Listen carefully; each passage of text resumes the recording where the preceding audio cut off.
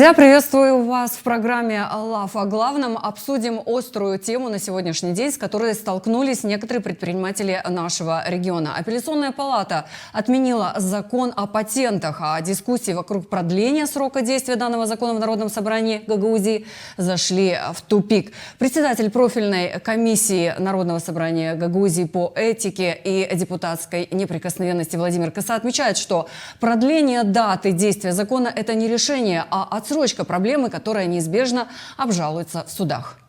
Как раз вот говорю, мы на сегодняшний день есть в обсуждении это в Народном собрании, пока большинства поддержки этому вопросу нету. Есть конкретно продлить опять эту дату. Это есть поддержка. Все, конечно, все проголосуют, никаких проблем нету. И я скажу, это будет единогласное решение, но опять же оно будет обжаловано. И мы должны это понимать, что одно и то же получается. Уже есть прецедент, что суды отменяют на основании этого документа, они отменят опять. Просто протянулось на целый год, и уже если на то пошло, суд ее отменил, но уже и год закончился. Там по факту было до конца этого года. Поэтому как бы уже и смысла нету дальше, теряется актуальность вообще законопроекта. Поэтому я считаю все-таки, что мы должны не просто поменять дату, мы должны все-таки подойти более серьезно к этому вопросу.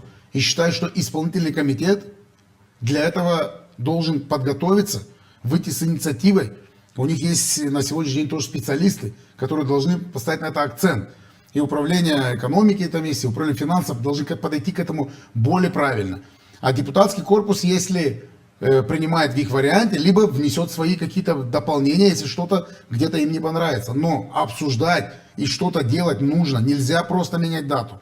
И это говорили и в прошлом году, и в позапрошлом году, что мы меняем дату, мы проблему не решаем. Мы должны решить проблему, которая не будет обжаловаться в судебных инстанциях, и которая будет работать не один год, и мы не будем к ней возвращаться каждый год. Потому что мы к ней возвращаемся каждый год.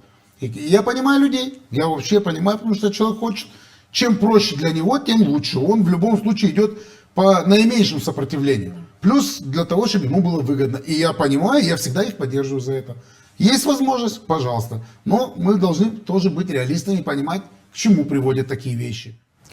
Как отметил депутат Народного собрания Николай Дудогла, автономия сталкивается с регулярными отменами принятых местных законов со стороны судебной системы. Он подчеркивает, что для эффективного отстаивания прав автономии необходим диалог с профильными министерствами и правительством.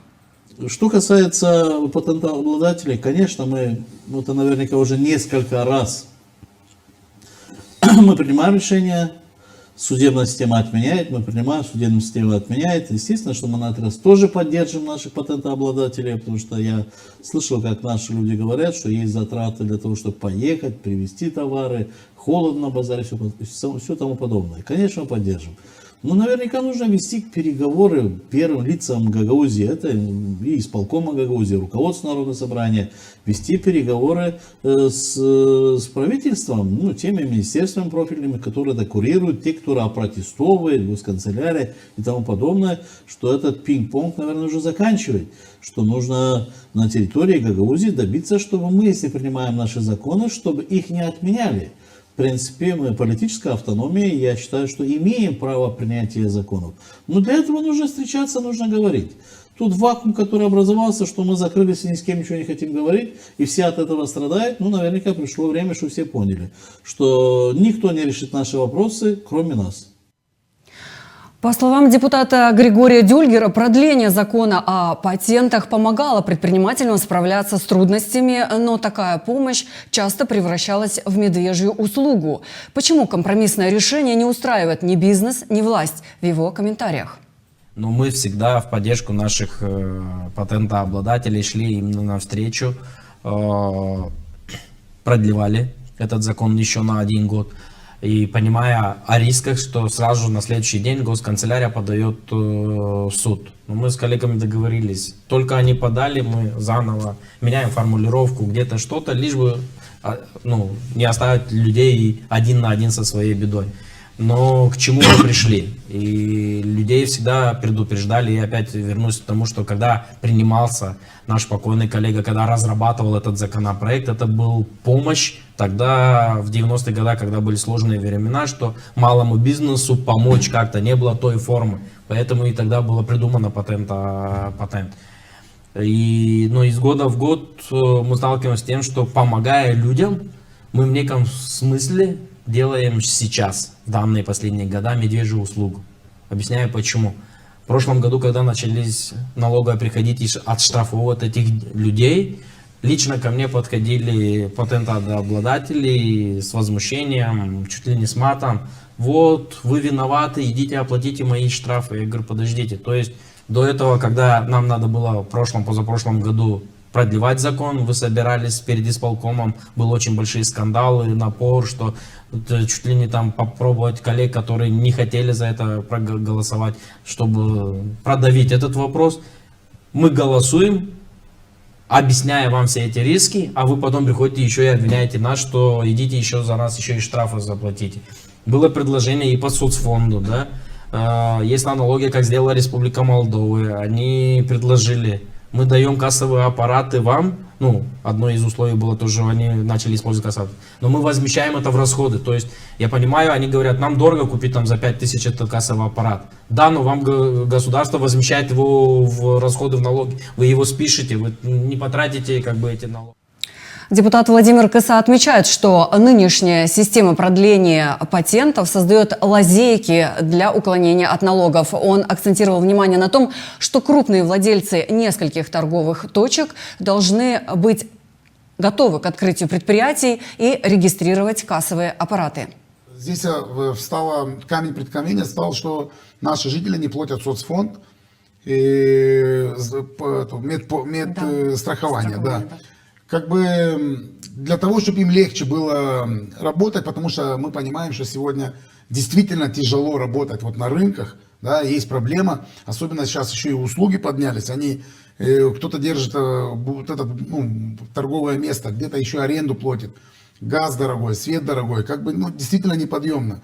И на публичных слушаниях я как бы поднимал вопросы, говорил, что мы должны найти какую-то середину, да, и ведь не секрет, что есть на рынке, да, работают, к примеру, по патенту, есть у человека 5, 6, 7, 8 бутиков, да, одного хозяина, но они распределяются, работает вот человек, который, как бы, получается, у него на работе, на него открывается патент, как бы, и потихонечку, я считаю, это уже уклонение от налогов, это как бы мое мнение, поэтому вот таким, когда у тебя есть не один, а там несколько бутиков, да, я думаю, ты в состоянии уже приобрести, открыть индивидуальное предприятие, либо там СРЛ, там, открыть кассовый аппарат, платить эти налоги уже чуть по-другому, плюс оформить этого же человека, который продает, оформить его на фирму, на работу, исчислять все вот эти выплаты, ведь многие у нас исчисляют эти выплаты, да, и как бы уже идти постепенно, уже по-другому налогообложение будет, опять же от этого выигрывает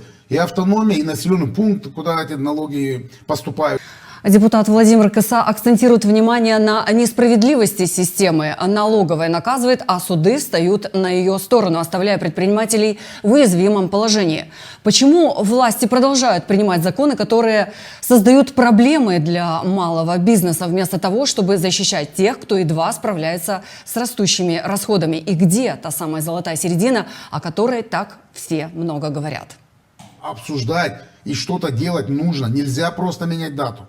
И это говорили и в прошлом году, и в позапрошлом году, что мы меняем дату, мы проблему не решаем. Мы должны решить проблему, которая не будет обжаловаться в судебных инстанциях, и которая будет работать не один год, и мы не будем к ней возвращаться каждый год, потому что мы к ней возвращаемся каждый год. И я понимаю людей, я вообще понимаю, потому что человек хочет, чем проще для него, тем лучше. Он в любом случае идет по наименьшему сопротивлению. Плюс для того, чтобы ему было выгодно. И я понимаю, я всегда их поддерживаю за это. Есть возможность, пожалуйста. Но мы должны тоже быть реалистами и понимать, к чему приводят такие вещи. Что может прийти налоговая на сегодняшний день наказать, несмотря на то, что есть закон. И знаете, они как делают? Они наказывают. Ты потом, если не согласен, подаешь в суд. А суд уже в любом случае смотрит, сторону налоговой принимает. Вот и все. Потому что они опять же отменяли закон. И от этого кто страдает? Опять же страдает этот человек, которому тяжело. Вот и все. Мы должны от этого уходить. Не подводить их к тому, чтобы их наказывали. Друзья, наш выпуск «Лав о главном» подошел к концу. Не забывайте подписываться на нас в социальных сетях, в наших платформах. Благодарим вас за внимание. Оставайтесь с нами, чтобы быть в курсе всех событий, которые происходят у нас в регионе, в стране и в мире. Всего доброго. До свидания.